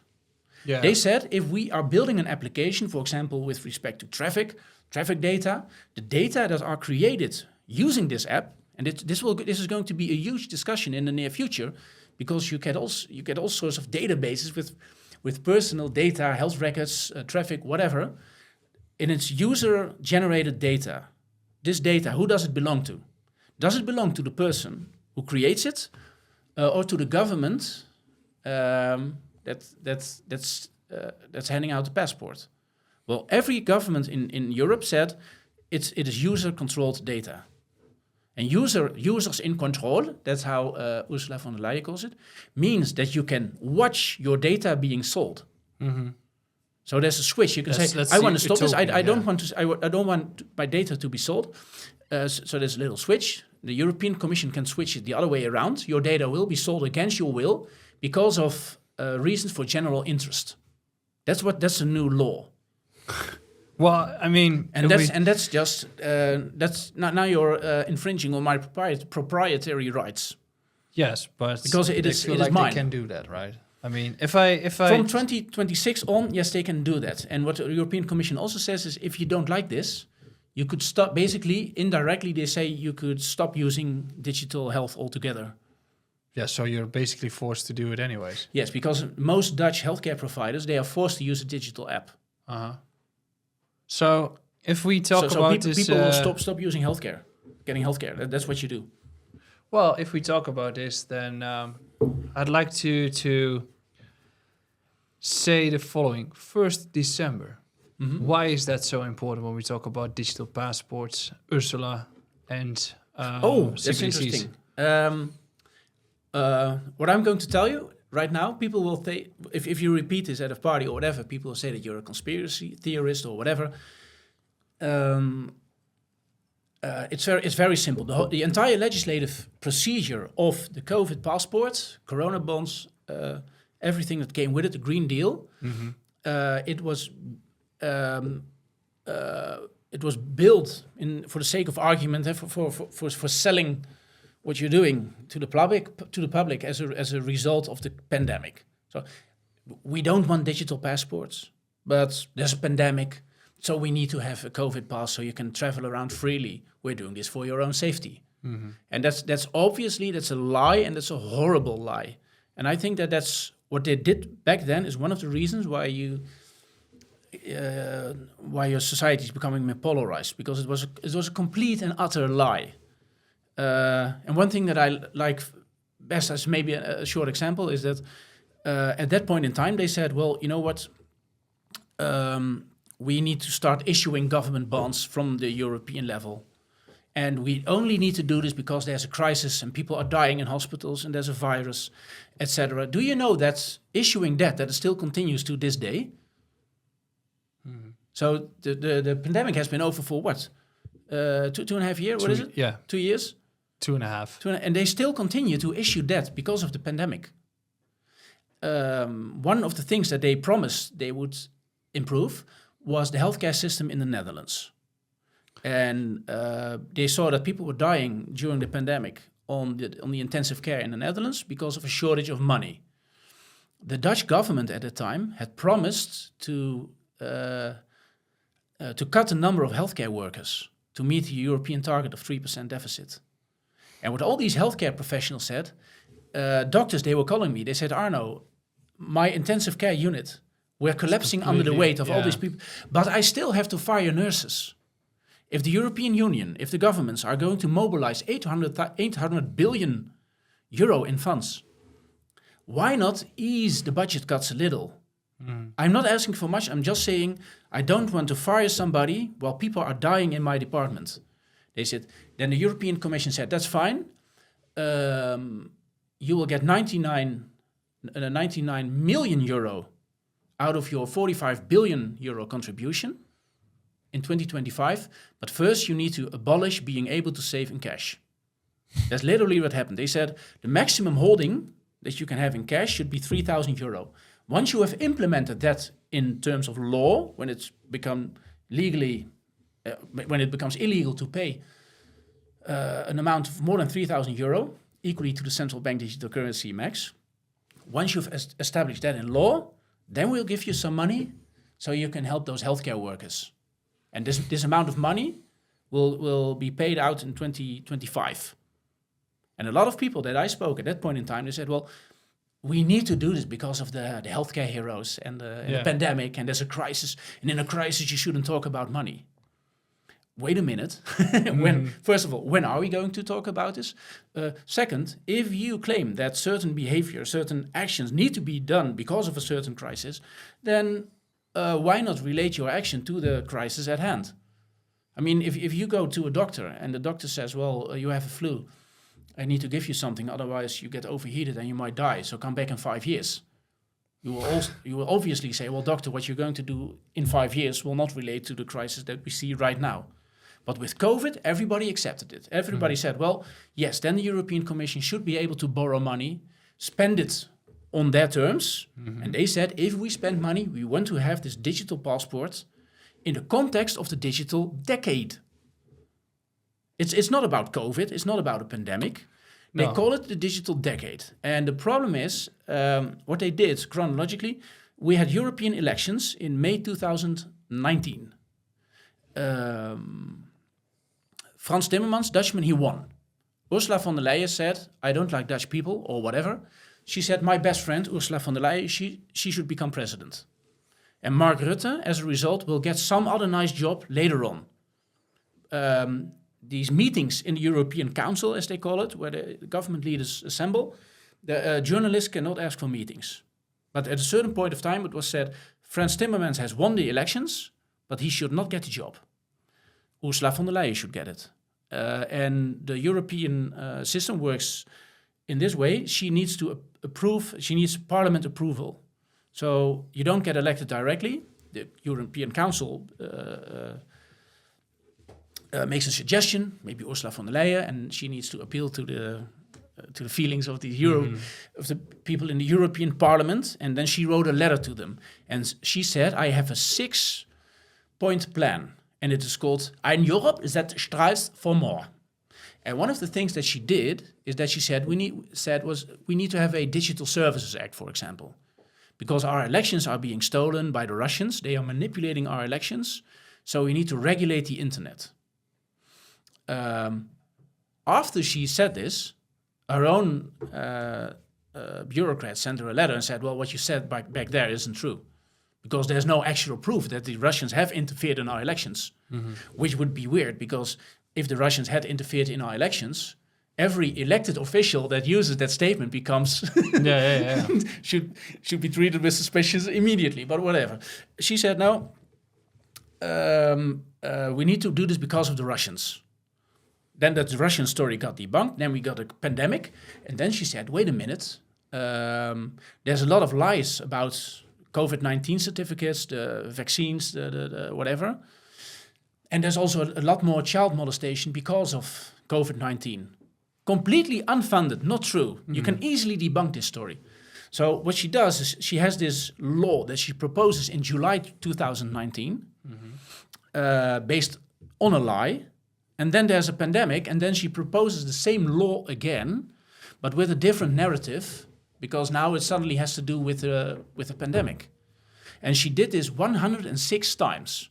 Of the 335 laws that she proposed in the first few weeks in the lockdown in the European Union, 106 laws were founded upon the pandemic, which is literally impossible. All these ideas were already present before the pandemic. And then they said, well, wait a minute, we need to find a way to make it pandemic-proof, as if it is a reaction. And you mentioned the 1st of January, why it's so important. What you can do if you... 1st of December. 1st of December. At the 1st of December, she was elected. She was installed. Then she had a complete program of what she was going to do. Well, the government leaders in the European Council, they can have a veto.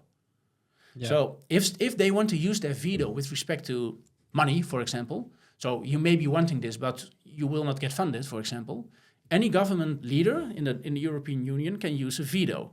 Mark Rutte, our own prime minister, he could have used his veto. But he didn't. So now he was looking for a reason to sell it to his public. And luckily, the pandemic came along. So he had a reason to just... He had a reason. Then they called it the Corona Fund. People can look me up on the internet. I was asked 3 times to speak to Parliament about European finance. And there's actually a plan. You can very easily Google it because it is press statement 2017 from the year _5005 of 8 December I'll put the link 2017. beneath in the Put the link description. below. And it has a roadmap for future financial integration of the European Union. And in this roadmap, it says that in December 2019, they will come up with a plan for Eurobonds. Because a monetary union, like the euro, whether you like it or not, a monetary union needs a common financing.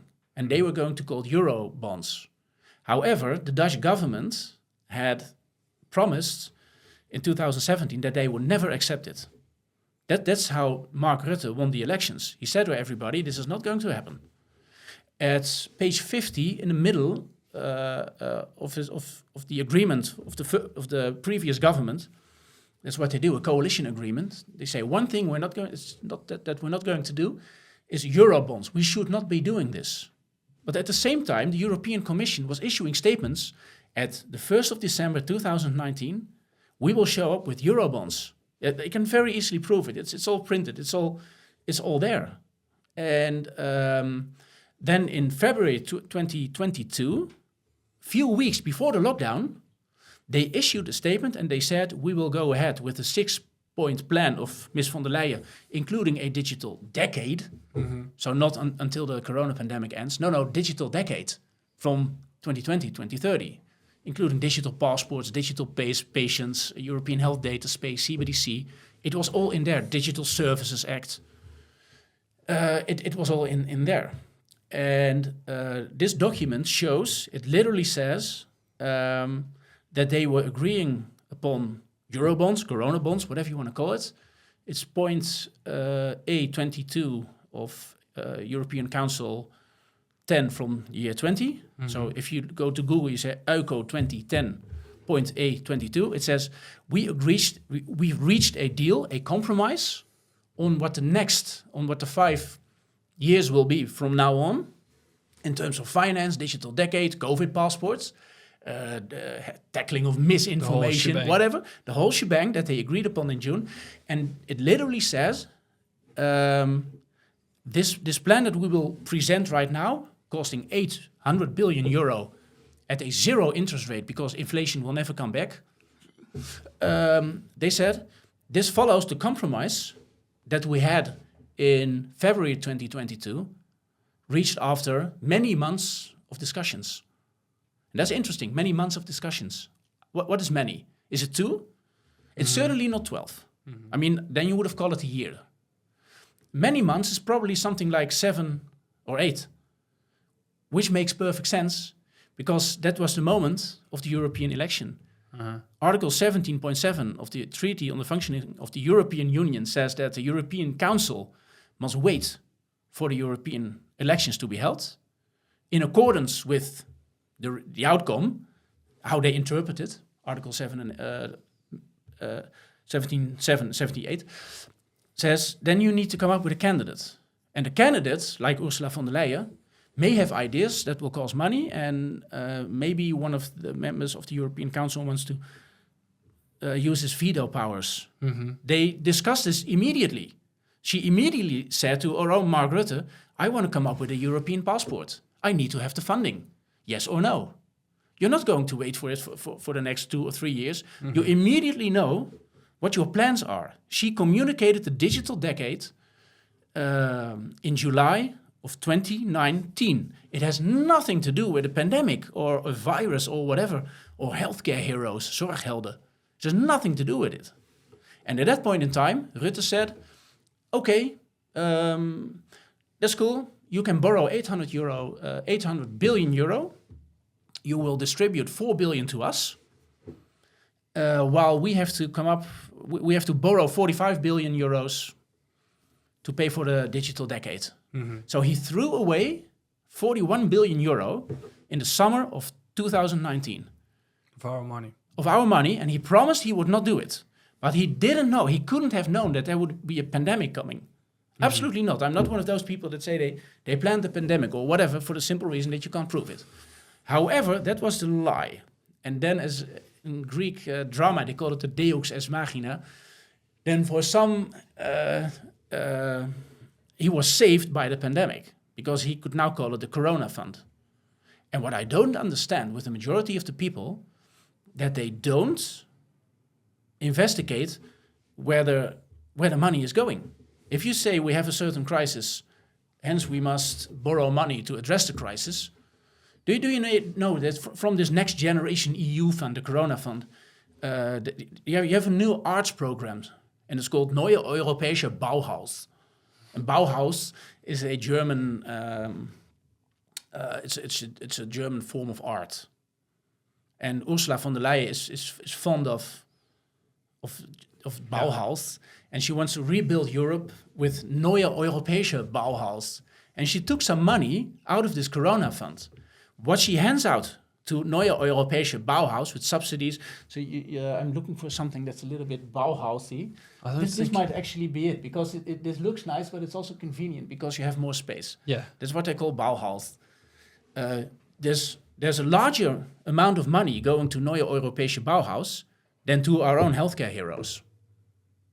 And that's obscene. Mm-hmm. And if you would have had to sell this to the Dutch public without Context a pandemic or whatever, I have no idea how they would have pulled it off. But it's not planned, so. It is absolutely not planned, but they were using it. For their own preference. And it is very simple. For example, people can do this at home. Go to the farm to fork legislation, which is part of the European Green Deal. If you simply open, it's all there. Mm-hmm. It's readily available. Nobody is hiding anything from you. It's just that nobody is reading it. But it's hundreds of thousands of pages that suddenly emerged during the pandemic. Isn't it in general that we are not like the COVID crisis took place and we are just, it happened and nobody discusses it anymore? No. But we still haven't figured out how we're going to repay the 800 billion euro. Yeah, we also didn't figure out Kwartje van Kok. No, but this is a bit more. This is a tiny bit more, yeah. This will hurt us more. Yeah. But I think that people who do this, a lot of people that I know in my personal space, they say, well, should we be talking about this again because it's been, well, it was, yeah. It's buried down somewhere. It's behind us. Yeah. We have to move on. Well, I said it I had this discussion with two friends of mine. I said, hypothetically, I borrow your car. I wreck it. But it's a very expensive car, so I can repay you immediately. Mm-hmm. Do you think it's funny if in 2 or 3 days you have a party, you still invite me? And it's a really stupid accident, I'm drunk and uninsured or whatever. Really, just imagine. And I said, when does it become suitable? And when is it not too soon? When can we start making jokes about it? I said, well, after you've repaid the debt, obviously. Yeah. Then we can say, you can imagine that. That's how friends would do it. Mm-hmm. Then I say, okay, with the COVID measures and the Corona bonds, Euro bonds, European Safe Asset, it was called in the press statement of December 2017 that I mentioned. Do you know when they will be repaid in full? 2057. Well, that's sometime. In 2057... Actually, money will be worthless during that period anyway, so... By the way, and if people say, well, they did what they had to do because of the crisis, have you ever wondered why it is 2057? No. The thing is, the maximum maturity of a is 30 years, right? Yeah. Like a mortgage is 30 years. Uh-huh. So you can stop borrowing money in 2026. Then you get to... And then you get your central bank digital currency.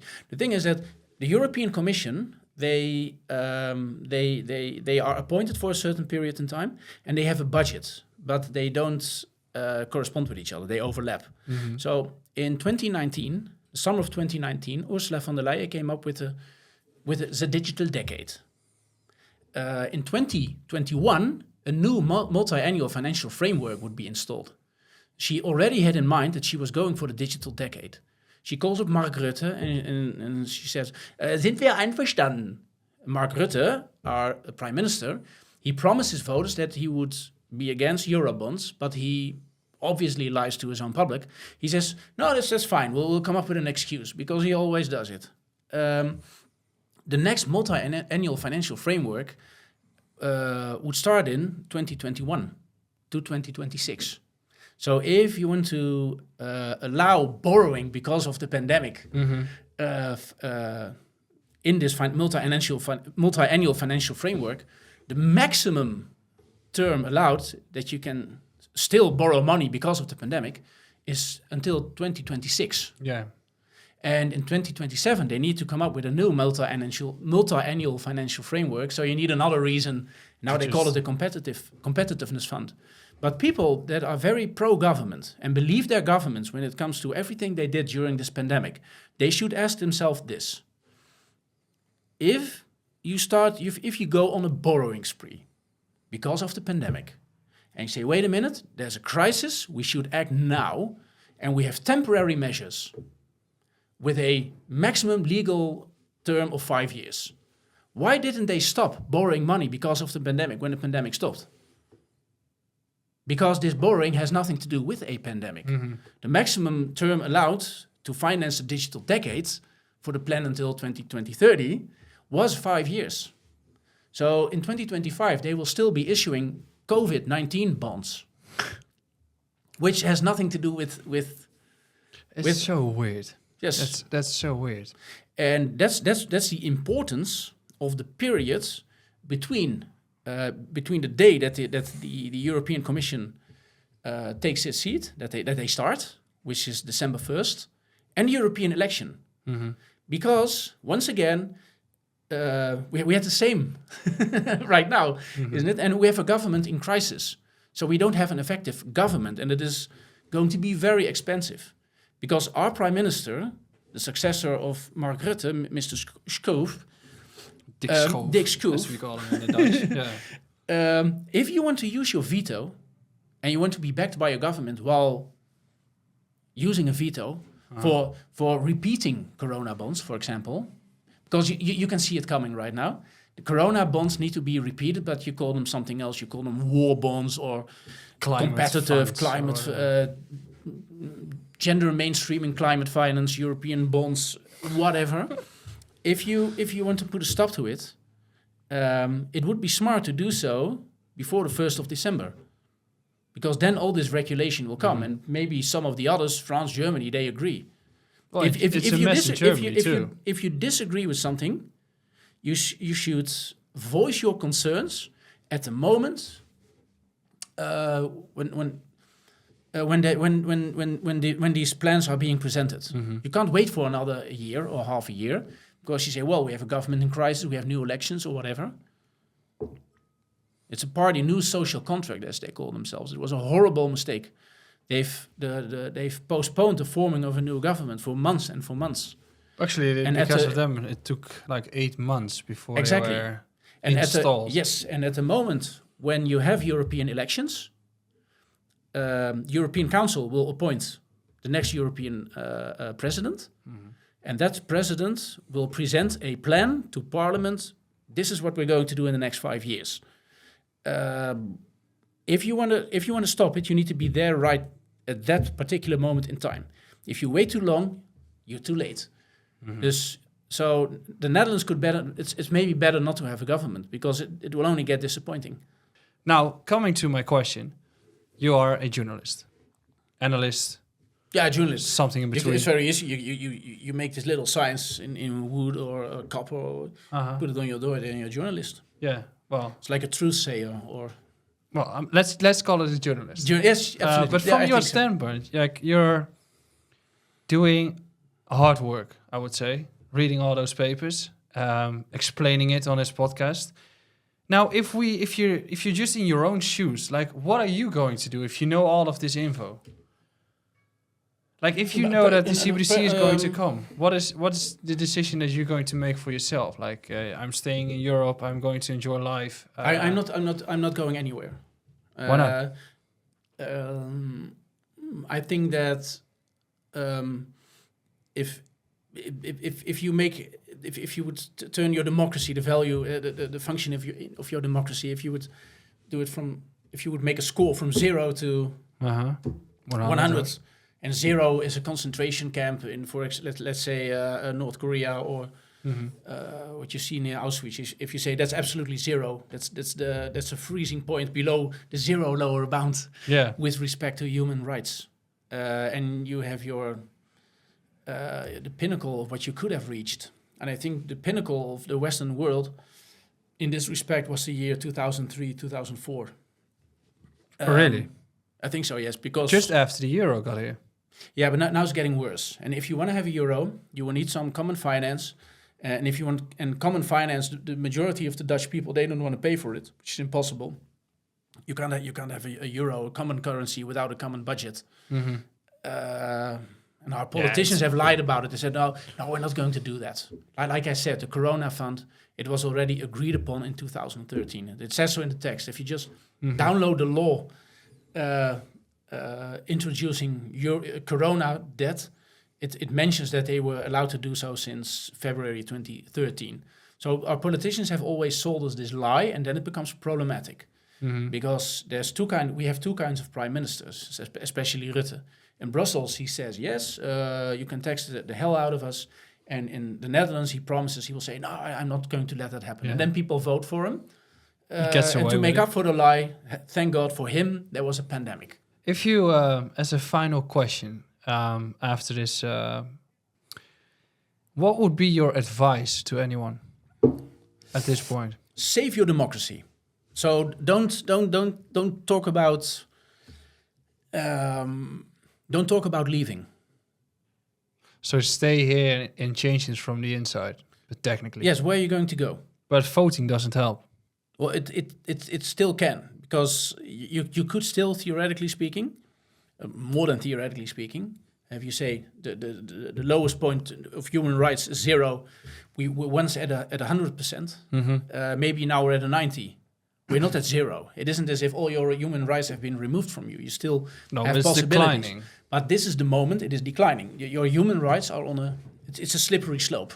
So you're saying us getting into a revolution or something? Well, what you just need to do, the interesting thing is that if you this opinion, these pollers, these people, these statisticians, if you ask people in the Netherlands, you say, do you want CBDC, for example? Yeah, but The overwhelming majority, if the pollers ask them this, they're on panel, they're members.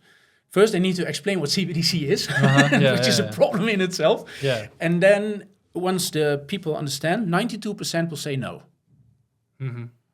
Once again, 92% will say no. The reason why it is still being implemented is that 92% of the Dutch people, 99% don't even know about it. The overwhelming majority of the people, they do not know what central bank digital currency is. They do not know what a European health data space is. Chat control, the end of encryption, which are violations of our constitutions. People simply don't know it. And what I do, and I think that's the right thing to do as a journalist, is tell people what's going on. Yeah. And I must also, if the majority of the Dutch people, if they want this, it's well, actually, I want CBDC. I want to have more monetary policy transmission through a non-privacy friendly device. Whatever. If the majority of the people start saying these things in the streets, then I will stay here and I will accept it. Yeah. Because then that's the outcome of a democratic process. But our digital passport, the digital passport being enforced on us, it is illegal because our constitution forbade it. Interestingly, and I'm writing a new book about this gentleman who changed his mind on, so he's a member of parliament, Haure Rahimi, very interesting gentleman. He studied computer science. He has 3 master degrees and he has jobs, he has had jobs, businesses in data management, data security. He's the only one with this kind of experience and education who used to be in parliament. And I spoke to him and he was against it. He said, what we're doing now, we're building a digital identity, which has huge democratic risks. Because if you want to turn people's lives off, you can do it by flipping a switch. It's that simple. You can't travel anymore. You can't make payments, for example, with CBDC or whatever. He said, but it's also very dangerous. Because you have everything that is vulnerable, it all comes together on one critical point. And in IT, he says that is extremely stupid. Mm-hmm. You should never do this. This should not be allowed to go through. It's too dangerous. And I said, "You're interesting." I think, and he told me what his credentials were in terms of education. And I said, "You must be right." So they're going to fire you for some crazy reason. Probably they did. They did it. Yeah. And now the entire commission in our own parliament that deals with the Secretary of State when it comes to digital passports, they are all digitally illiterate. Mm-hmm. Because there was only one guy who wasn't, and he was warning them of the dangers, and they fired him for a stupid reason. So we're ruled by idiots. Well, He's doing fine, by the way. He's working in education right now. What's your book called? I call it the slippery slope of democracy. Maybe I can elaborate it. Is it already available? No, it's nearly there. Few days. Cost me a few days of editing. Do you know why I call it that way? It's the during the pandemic, three members of the French Senate. They went to China, and in China you just had these pro-democracy protests, and the police beat up those protesters, those students, with excessive force. And they were there standing. They said, "Oh, it's beautiful that you're doing this," because if you beat the crap out of them, you can give them bracelets so you can follow them, because these bracelets can also be used to check if people respect the quarantine rules. Mm-hmm. These senators, they were so struck by the severity of the pandemic, let's put it that way, that they said, well, then we have to go China all the way. China as in not China porcelain, but I mean China in your hand, like the beautiful song. Mm-hmm. I mean the Chinese Communist Party. They use repression, censorship of the internet, and these French senators, they were going there. They said, well, we need to be looking at this at home as well. Using drones to disinfect people from villages that don't want to comply, using drones to spy on people, digital passports, all these sort of things. And eventually, you know what they said? They said, if we could just have a database, a digital passport, and within this digital passport, there's a number of elements, a number of databases that have data on you, and it all comes together in one point. Incredibly stupid to build it because it's going to get hacked, and then you're in real trouble. So never ever use a digital passport. What they said is, if we can actually access the genome of people, and this is a plan from 2018, they said, it's quite shocking, they said, we might separate weaker races, because judging people on their ethnicity is illegal. However, there's a crisis. Quelquefois, the differences, they say, c'est objectivement pertinent. So you can't, the problem is, every European nation, in the Netherlands, it's Constitution Article 1. I mean, Constitution Article 81 was already dead, so we can also kill Article 1. Yeah. Article 1 prohibits racial discrimination, among other forms of discrimination, but especially racial discrimination.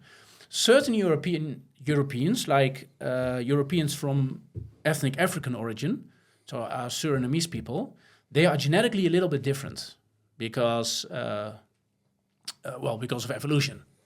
What these senators say, they say, if we can actually locate where these people live, we can see who's more vulnerable for certain viruses. Because different races react differently to viruses. The problem is, if you want to use ethnic data, gene data from people stored in this stupid little app of yours, if you want to do that, you must break Constitution Article number 1. Mm-hmm. Because you can't say, okay, that's where all the black people live. Let's round them up because they might be more susceptible to certain viruses, which might theoretically speaking be true. But that's what they said. They said, well, this is maybe a little bit extreme, but they said, ce sont les questions vertigineuses. And like vertigo, it's on a slope. They said, we're not going to do this immediately, but we're going to talk about it. And they had other sessions. But the people who believe in a real crisis, and a crisis should be addressed with radical measures that actually go against certain democratic values, but hey, it's a crisis. We need to be on the slippery slope. We better think about it now and maybe implement certain measures. That's literally Over what time. they say. Yeah. So when the time comes, we are not surprised by the next crisis. And this is what they say. They want access to your genes. And it is also a reference to the digital patient program of the European Union from 2018. And they want to have, and according to that program, they want to have the genes of millions of Europeans to use it in research. But then your digital identity wallet, it is not just having access to this convenient CBDC or proving your identity when you have to enroll in university. No, all your finances is in there, all your communication is there because encryption is dead.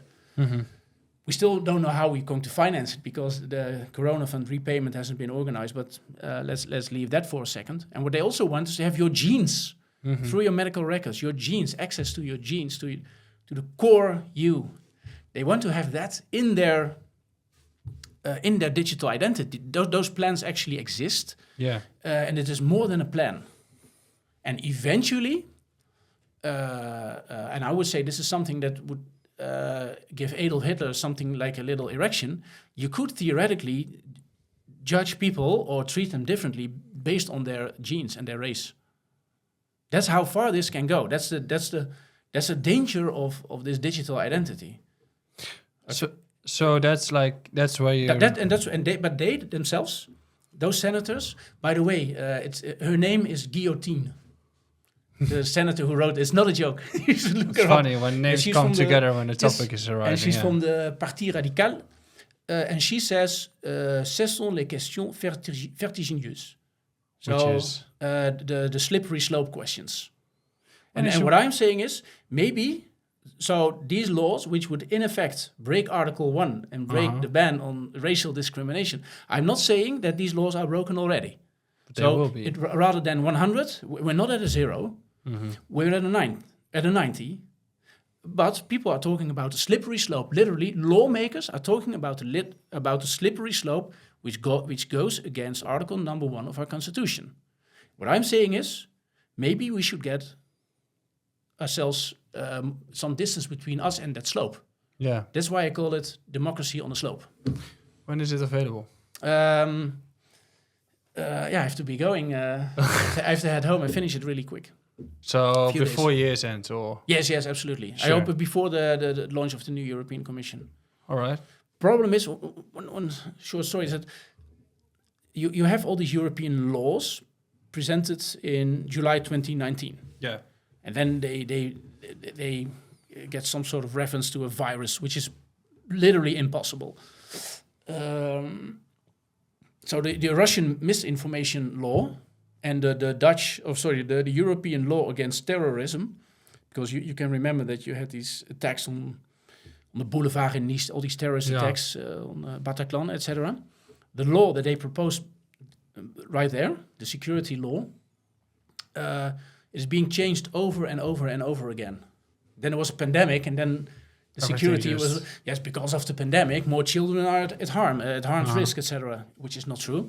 So it starts with terrorist attacks on people, and it ends with regulation that threatens the security and the privacy of those very people that you're saying you want to protect. If I write this and adjust in chronological order, it's all backed by statistics, by facts, by legal texts that nobody reads. If I do this, I had some friends read it, and they said, "You must be crazy. What are you drinking when you're writing this?"